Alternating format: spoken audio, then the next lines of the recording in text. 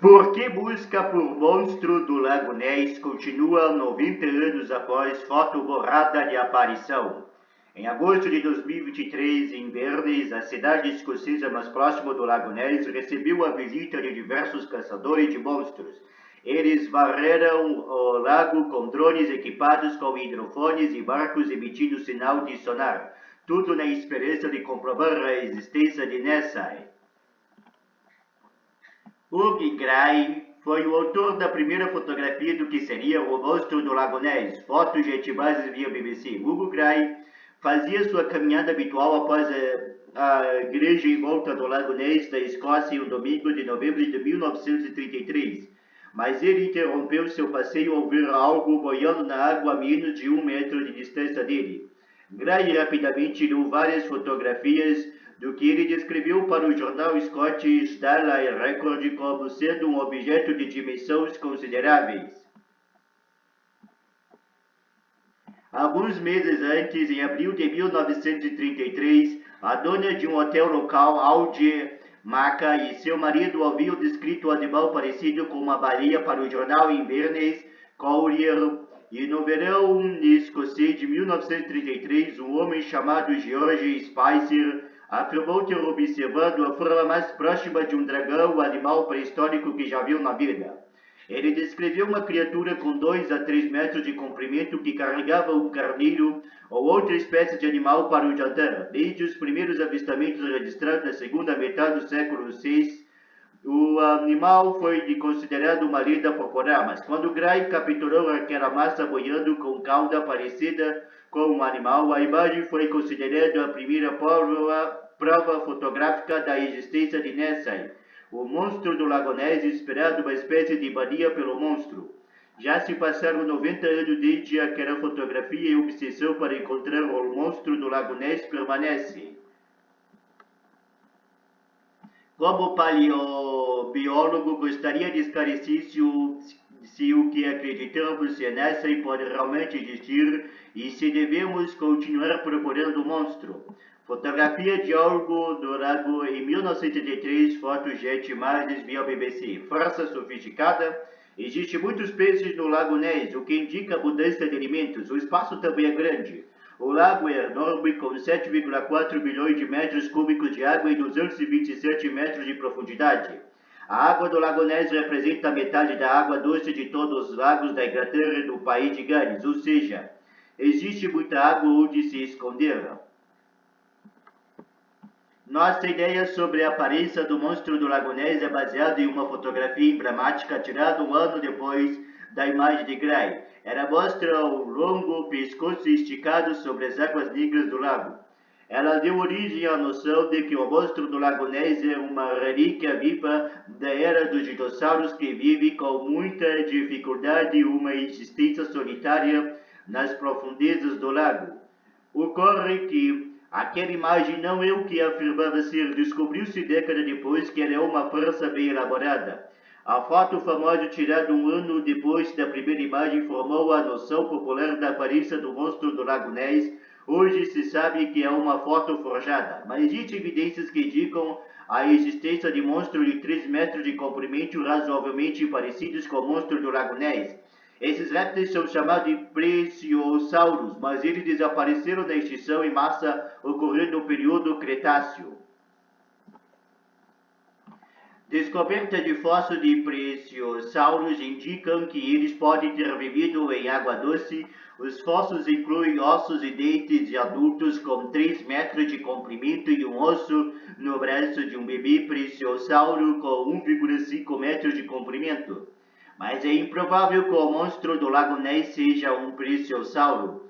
Infelizmente, a verdade se resume à biologia. Pode haver alimentos e espaço sofisticado do lago, mas não existem outros monstros como o do Lago Ness vivos que possam criar uma população viável de animais e possibilitar a existência de Nessie. Por que procuramos Nessie e outros monstros? Em agosto de 2023, Inverness, a cidade escocesa mais próxima do Lago Ness, recebeu a visita de diversos caçadores de monstros. Eles varreram o lago com drones equipados com hidrofones e barcos emitindo sinais de sonar, tudo na esperança de comprovar a existência de Nessie. Eles não encontraram nada, o que é uma forte indicação de que o Lago Ness permanece livre de monstros. A mania da caça aos monstros não se restringe ao Lago Ness. Existe outra fera aquática mítica chamada Mokele Mbembe, que supostamente vive na bacia do rio Congo. Na África, ele se parece com um dinossauro como Nessie. Também duvido que ele exista.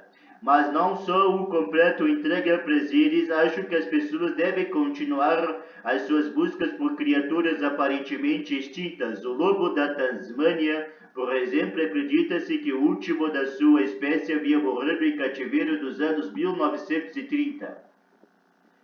Mas pesquisa recente concluíram que é possível que o lobo da Tasmânia tenha se extinguido muito depois do que se pensava. Ele pode ter resistido até os anos 2000. E, de fato, pesquisadores indicam que pequenos grupos de lobos da Tasmânia podem ter sobrevivido. Selacanto vivo encontrado perto da Pumula, no litoral da província sul-africana de KwaZulu-Natal em 2019. Às vezes, animal que considerávamos extinto acabaram retornando ao mundo moderno. O exemplo mais famoso talvez seja o selacanto. Este peixe possui um registro fóssil muito longo que vai do período Devoniano até o final do Cretáceo. Depois ele desapareceu.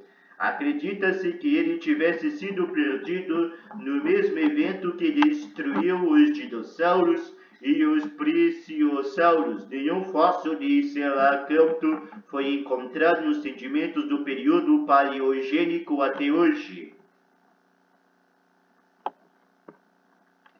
Mas em 1938, a bióloga marinha que estuda diferentes espécies de peixe, Marjorie Courtney Latimer, 1907 e 2004, encontrou uma única espécie capturada por pescadores em um mercado da África do Sul. Sua descoberta deu origem a uma busca que perdurou pelos 20 anos seguintes para encontrar a população da espécie. Não deixe de ler este respeito excelente a Fish Caught in Time, um peixe pescado a tempo em tradução livre. E agora conhecemos duas espécies de selacantos e populações que vivem perto da Indonésia e no sul da África. Moral da história: não deixe que nada impeça você de sair em busca de emoções, nem mesmo de monstros. Você pode simplesmente fazer uma descoberta fabulosa. Neil J. Gosling é professor de evolução e paleobiologia na Universidade de Southampton, do Reino Unido. Este artigo foi publicado originalmente no site Notícia Acadêmica de Conversation e republicado sob licença Creative Commons. Leia aqui a versão original em inglês.